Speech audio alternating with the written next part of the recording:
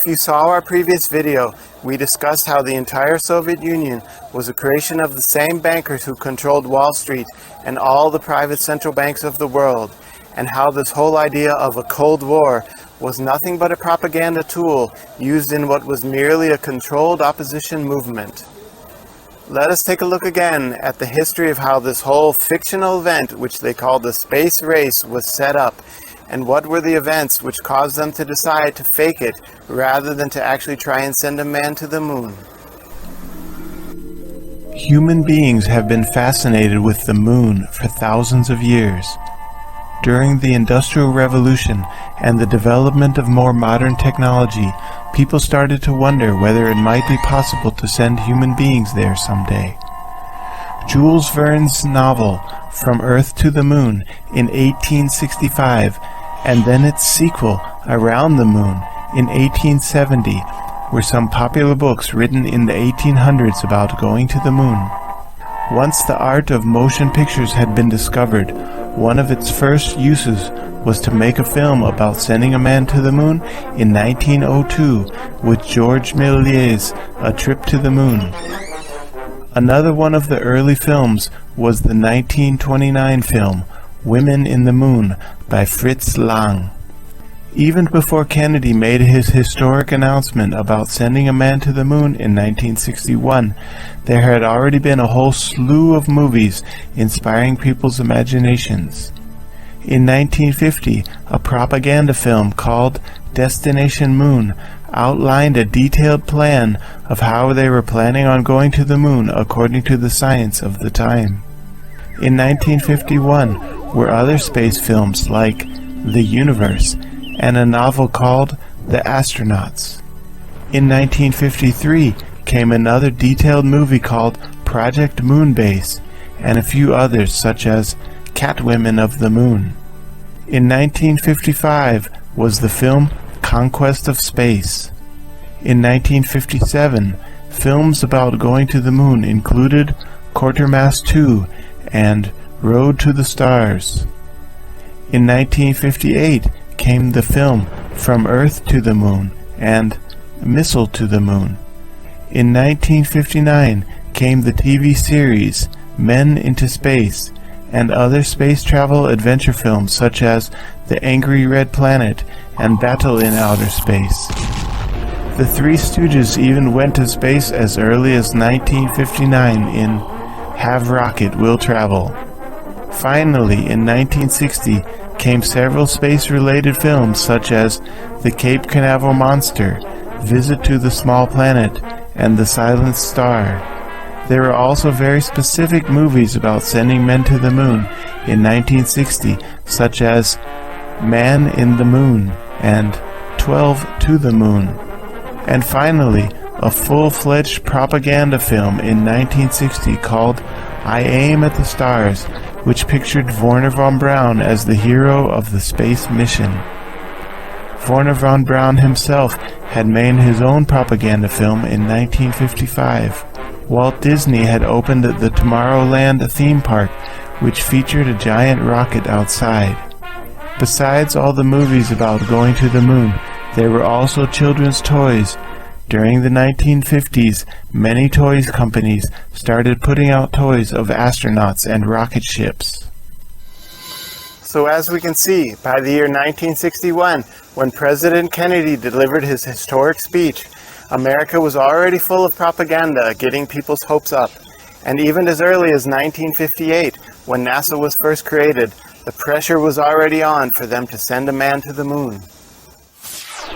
Let us take a look at the official Cold War space race version of history which we are being told. According to the official version of history, the Russians suddenly, out of nowhere, launched the Sputnik satellite on October 4th, 1957. And this event supposedly took America by surprise, as if America had no prior knowledge that the Russians were planning to do this. The more one studies history and sees how totally dependent the Soviet Union was on Western technology, the more laughable this "it took us by surprise" theory becomes. All of the technology which the Russians had for sending a satellite into space came from America, and this Sputnik program was not some sort of secret program which the Soviets were able to hide from the Americans. In our previous video, we discussed how the Soviets were entirely dependent on the USA and Europe for their nuclear power program all throughout the 1950s, and even the computers they were using for their rocket program also came from America. The Americans started their first rocket program with the intention of carrying humans to space as early as 1946 with Project Atlas. The Soviets did not start developing their R-7 rocket until the year 1953. Also in the year 1953, when the Soviets were starting their first rocket program, the Americans had already begun their second rocket program, known as the Titan rocket. And not only did they have a program for building rockets, but they also had a program for testing out spacesuits. Russell Colley had been designing the first full-pressure, high-altitude suit as early as 1934. In 1959, Russell Colley appeared on the TV show What's My Line and spoke about the spacesuits he was creating for Project Mercury. When Yuri Gagarin became the first human to enter low Earth orbit in 1961, he was wearing one of Russell Colley's spacesuits. So the theory that the Sputnik program came as a surprise to the Americans is completely ridiculous. America knew about every step of the Soviet space program because they were helping them out with every step along the way. The fact that the Americans put their first man into space just 1 month after the Soviets proves how closely these two sides were working together, and had been for nearly 20 years. At the end of World War II, with Operation Paperclip and Operation Oswiakim, dividing the Nazi rocket scientists, some of them going to America and some of them going to the Soviet Union. In fact, America had secretly been supplying the Soviets with the technology they needed to keep up with America in their space program. The theory that the Soviets got the first satellite in space, the first animal in space, the first man in space, was all part of a pre-planned event in order to create the illusion that the Soviets were somehow ahead in this so-called space race. However, 20 days after Alan Shepard made his first flight into space, President Kennedy changed the stakes of the game. On May 25, 1961, President Kennedy announced to Congress about his intention to put a man on the moon, and he told NASA to start preparing a budget so that Congress could approve it. However, there was a problem with this. At the time, NASA knew absolutely nothing about the moon, yet less how to send a man there. The only thing they knew was that space is full of extremely deadly radiation and dangerous micrometeorites. The Explorer 3 satellite and the Pioneer 1 satellite of 1958 were both equipped with radiation sensors and micrometeorite detection equipment as well. So in the year 1961, just a few months after the Russians and America sent a man to space, Kennedy made his famous announcement about sending a man to the moon. But at that time, there was 3 competing theories about how to do that. Let us take a look at this NASA document which describes these 3 competing theories in more detail. The heat was on. 13 months had elapsed since President Kennedy declared that the United States would land men on the moon, but NASA still didn't have a clear path to the moon. There were multiple ways to get to the moon. 1. Blast straight off the ground on a direct path to the surface and return the same way. 2. Launch into Earth orbit, refuel, and assemble the spacecraft, and then take the entire craft to the moon. 3. Launch into lunar orbit and land with a small lander on the lunar surface while the remaining spacecraft stays in orbit. The first pass, called direct ascent, was initially the most popular option. However, it became clearer with more discussion that this option wouldn't meet the president's deadline. The 12 million pound thrust battleship-sized Nova rocket didn't exist yet, and it was sure to run over schedule. This left the other two approaches, the Earth Orbit Rendezvous, or EOR, the second favorite, and the Lunar Orbit Rendezvous, LOR, otherwise known as the Dark Horse. So as we can see, this Lunar Orbit Rendezvous plan was the least favorite of the three plans. But why was it chosen over the other ones? We need to look at these three plans in a little more detail in order to understand this fateful decision. The Lunar Orbit Rendezvous plan was first thought up in 1916 by a Russian scientist named Yuri Kondratyuk, and proposed later in 1923 by a German scientist named Hermann Oberth. However, in the year 1961, after Kennedy set the deadline, a man by the name of John Houbolt became the chief proponent of this plan. In November of '61, John Houbolt wrote a 9-page letter to the new NASA Assistant Administrator, Robert C. Siemens, and personally delivered it to his desk. There were many critics to this plan.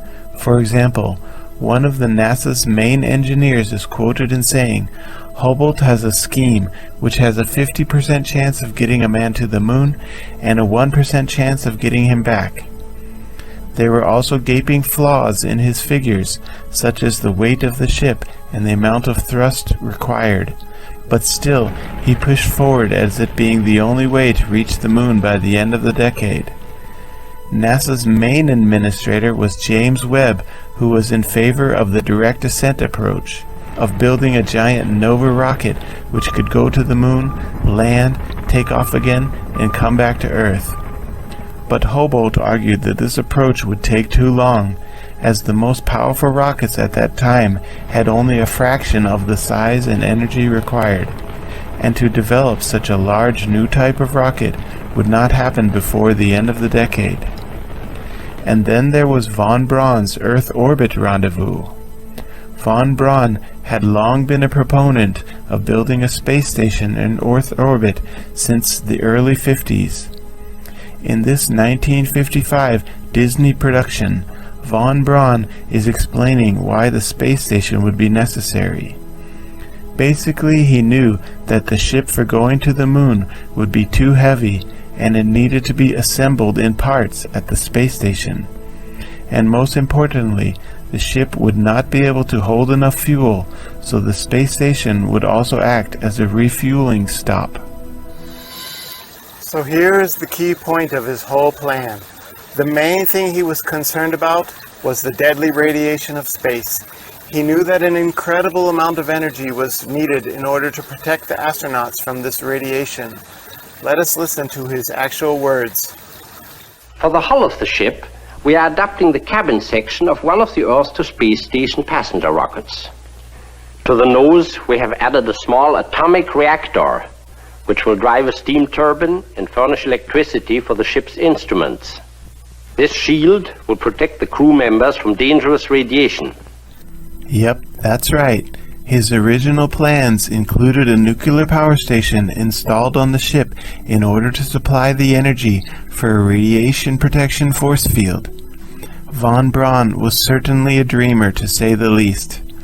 In 1950, there was still not so much known about nuclear power stations, but one thing was known: it was the most powerful source of energy on the planet. A few nuclear power stations had been constructed at that time, but how to condense a nuclear power station into a small enough size to fit on board a spaceship, and how to actually build a force field around the ship were still only hypothetical theories at the time. But one thing can be said about it. It was actually a practical plan if your goal really was to send a man to the moon and you knew that there needed to be a way to protect him from the radiation. The problem with space radiation had to be dealt with. It couldn't just be ignored. And this was one of the main reasons why von Braun was so opposed to the lunar orbit rendezvous plan. It completely ignored the dangers of space radiation, as the ship offered no protection from it. So here it should be mentioned that one of the other early proponents of this lunar orbit rendezvous plan was none other than Buzz Aldrin himself. In 1961, Buzz Aldrin was a student at MIT and writing his thesis on the orbital rendezvous techniques needed for the lunar orbit rendezvous plan. So it certainly helped to have a powerful and well-educated Freemason on the inside willing to support this plan.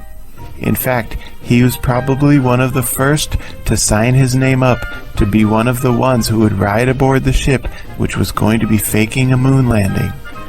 Freemasons like him were already very familiar with withholding secrets from the public. There was still one other Freemason which needed to be convinced, however, and that was James Webb, the chief administrator of NASA. At the end of 1961, beginning of 1962, James Webb was still a proponent of the giant Nova craft, which in theory didn't need to make any rendezvous at all.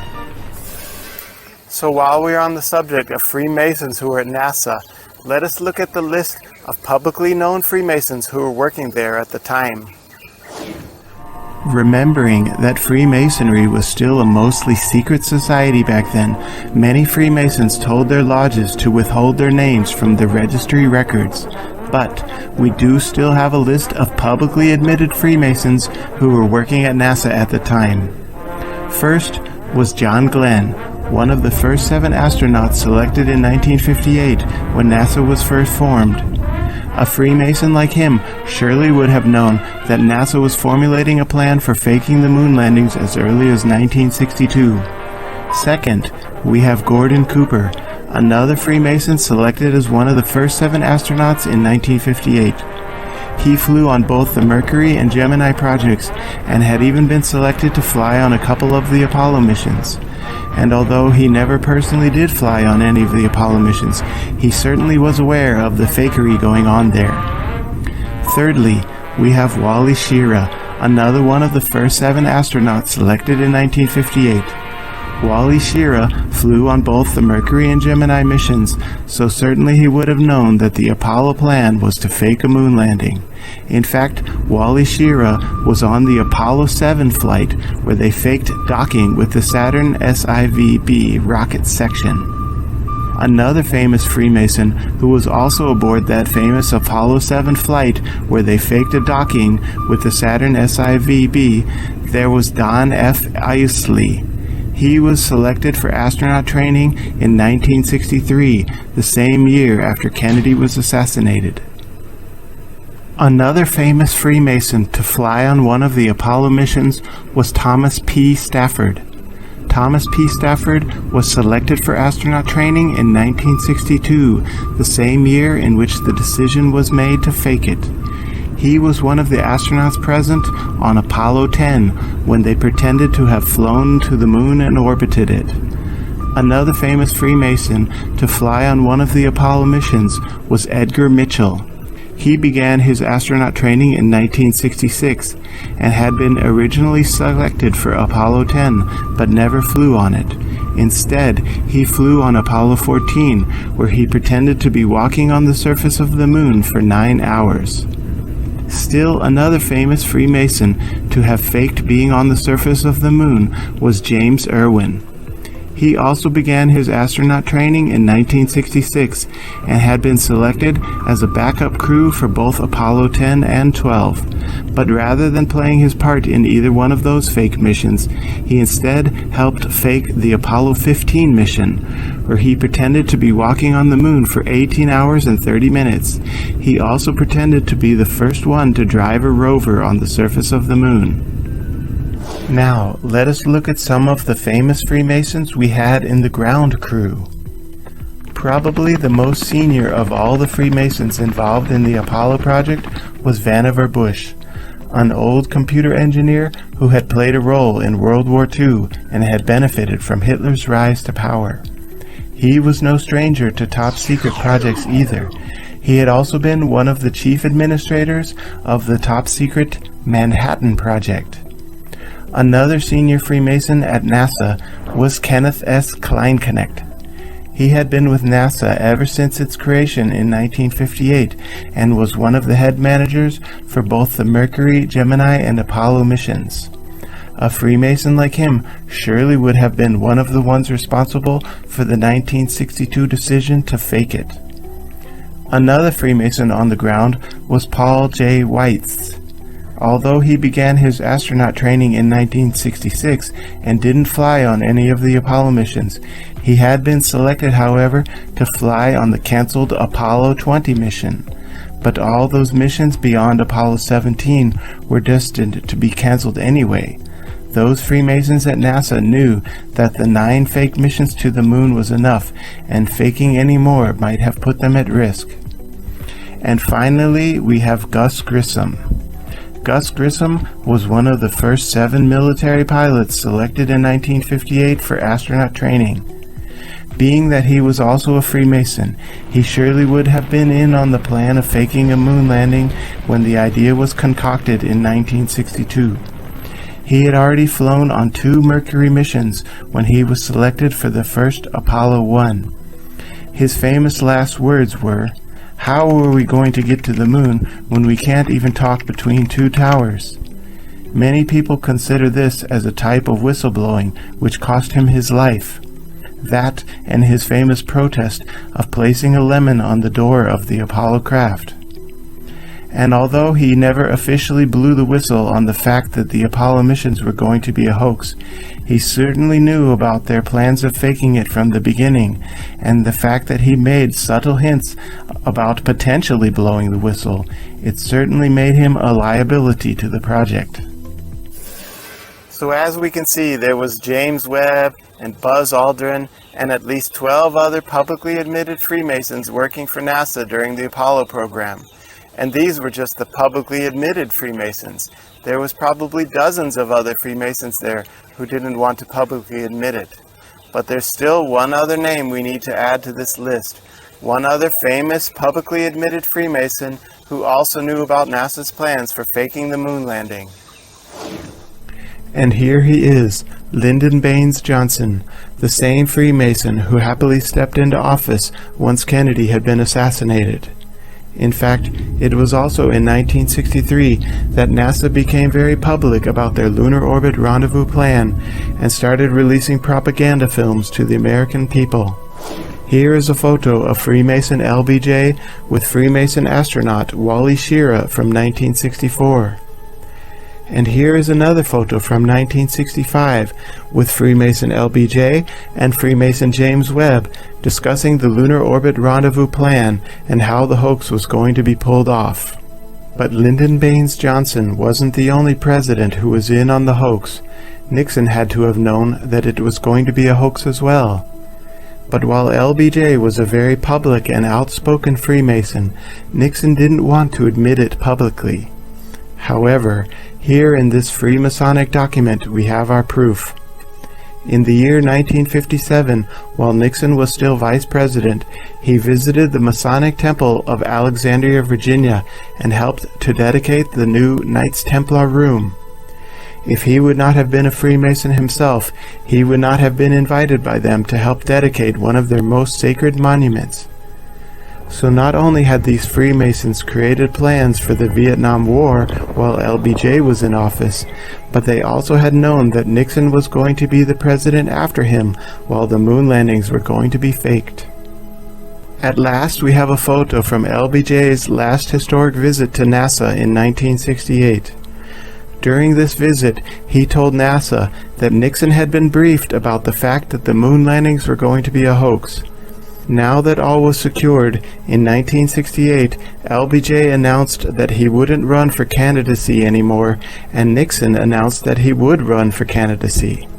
Also, in '68, James Webb announced that he was retiring from NASA. All the plans had been set into motion. Apollo 8 had successfully faked an orbit around the moon, and a new Freemasonic president would step into office soon to help support the lie that the moon landings were real. The scheme which they had concocted in early 1962 was finally coming to fruition. We can even pin down the exact date in which the decision was made to fake it rather than to actually try and go. There was one person on the NASA team who was not a Freemason, so it was a bit more difficult to convince him that faking it was better than actually trying to go, and that person was Wernher von Braun. Wernher von Braun was definitely a Nazi, but a Freemason he was not. From his childhood, he really had his heart set on sending a man to the moon, so this whole idea of faking it would not have gone down very easy on him.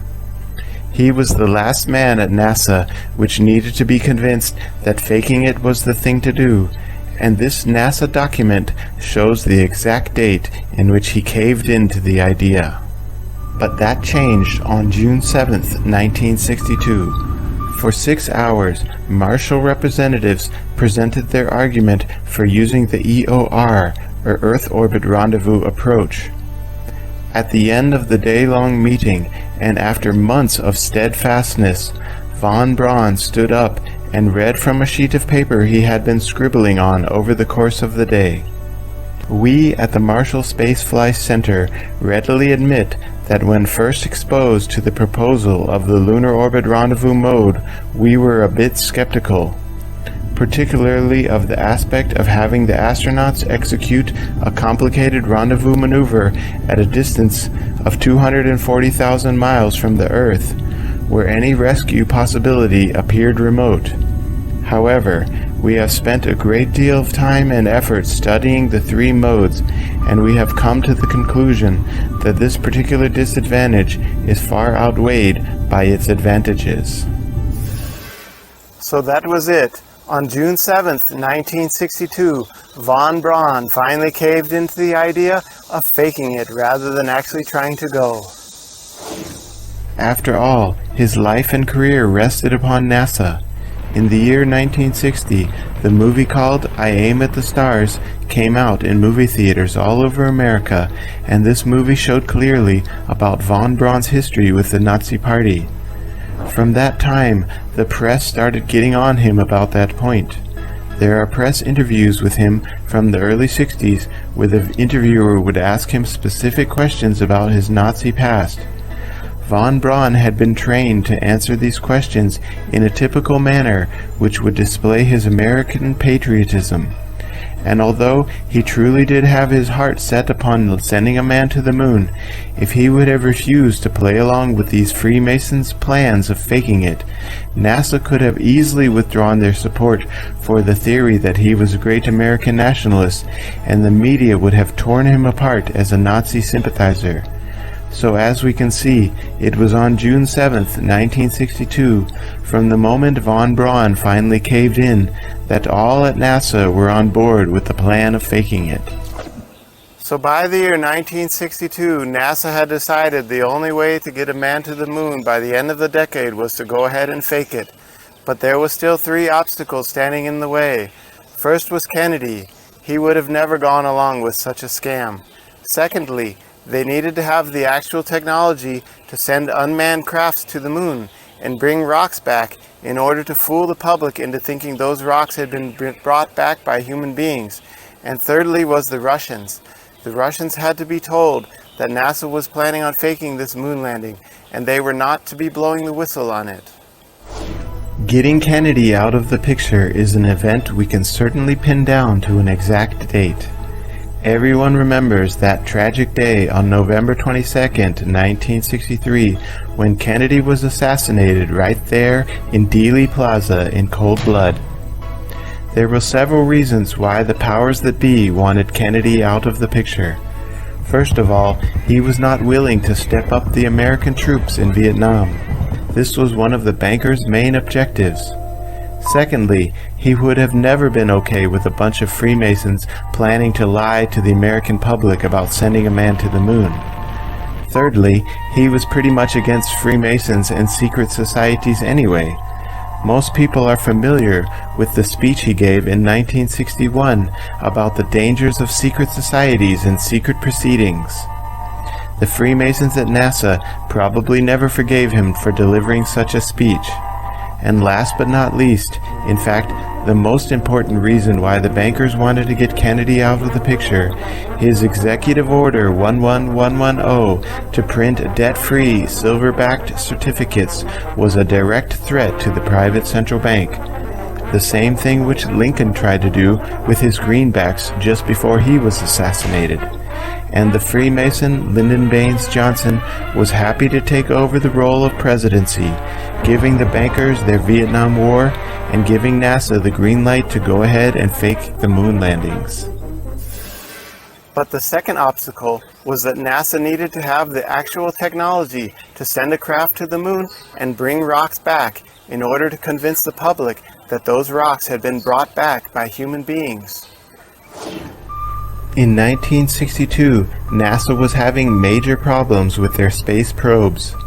In January of 1962, the Ranger 3 probe was launched towards the moon, but the guidance and control systems for both the probe and the rocket failed, and it completely missed the moon. In April of 1962, the Ranger 4 rocket did a good job, but the probe malfunctioned, and only the seismometer packet functioned all the way down to lunar impact. In October of 1962, the Ranger 5, both the probe and the rocket navigation systems failed, and the probe completely missed the moon. Starting in 1963, they began investigating why they were having so many failures, and it was discovered that the gold plating on the diodes was flaking due to the conditions of space. By January of 1964, NASA had finally created a new diode which wouldn't have this problem, and by Ranger 6, both the rocket and the probe functioned well all the way down to the surface of the moon. On Ranger 6, they did have a problem with the camera providing live video feed, but by Ranger 7 in 1964, that problem was solved, and they were able to send live video feed from the probe all the way down until surface impact. From that point, they knew it was only a matter of time before they could make soft landings on the moon and even bring rocks back from the moon using unmanned crafts. But there was still one last piece of the puzzle. The Russians had to be brought on board with the idea of NASA faking a moon landing. In June of 1963, while NASA was busy fixing their diode problems, a historic treaty was signed between the Soviet Union and the US, known as the Hotline Treaty. Both countries agreed to run a transatlantic cable which could connect the Kremlin directly to the Pentagon over a secure phone line. By early '64, the same time as NASA had solved their diode problems, this hotline was finally laid down, and President LBJ could hold secret meetings with the Kremlin anytime he wanted. However, there was one problem in the Soviet Union which was standing in the way. The leader at that time, Nikita Khrushchev, had become a bit of a wild card for the bankers of the Soviet Union in a somewhat similar way to how Kennedy had become a wild card for the bankers in the USA. Nikita Khrushchev had been meeting with Kennedy, and these two had been discussing plans for reducing Cold War tensions, and that was exactly opposite from what the bankers wanted. They needed these so-called Cold War tensions to be in full effect in order to pull off their Vietnam War agenda. So Nikita Khrushchev also had to be removed. And he finally was. On October 14th, 1964, Khrushchev was taken out of power, and the bankers put two perfect puppets in power to replace him. The Brezhnev-Kosygin team were the perfect duo to carry out this Cold War hoax, and both sides would happily be fighting against each other in the upcoming Vietnam War. As Kosygin himself was particularly fluent in English, LBJ would easily have been able to call him up on the Kremlin hotline, and the two could have made their plans for how to carry out this so-called Cold War. The two sides would agree to fight against each other in the Vietnam War, and the Americans would secretly be supplying the Soviets with the technology they needed to fight against the U.S. ships. And most importantly, the U.S. agreed to start reducing their nuclear stockpile while secretly aiding the Russians in increasing their nuclear stockpile. As Anthony C. Sutton so clearly exposes in his book Wall Street and the Bolshevik Revolution, it was the ball-bearing manufacturing machine made by Bryant Chucking Grinder Company which enabled the Soviets to manufacture the micro ball bearings needed for the accelerometers and gyroscopes of the inertial navigation system which all Soviet nuclear missiles needed. And not only that, the radar detection systems which the Soviets were using to track and shoot down U.S. bombers during the Vietnam War were also being supplied to them by the U.S. So while secret plans were being made to carry out this deadly Vietnam War, other secret plans were being made about the so-called space race. America would be supplying the Soviets with the equipment they needed to stay ahead in the so-called race to the moon, and the Soviets were even permitted to fake parts of their own space program, such as the 1965 Voskhod 2, where Alexei Leonov faked being the first man to step outside of his spacecraft. So as we can see from this video, it was in the year 1962 that NASA finally decided to fake it rather than try and make it. And it was at the end of 64, beginning of 65, just a few months after Khrushchev was taken out of power, and a few months before the beginning of the Vietnam War, that the Russians were told that NASA was going to be faking a moon landing, and they were not to be blowing the whistle on it. An agreement they still keep to this day, with the two sides merely being pawns on the chessboard in the bankers' controlled opposition wars.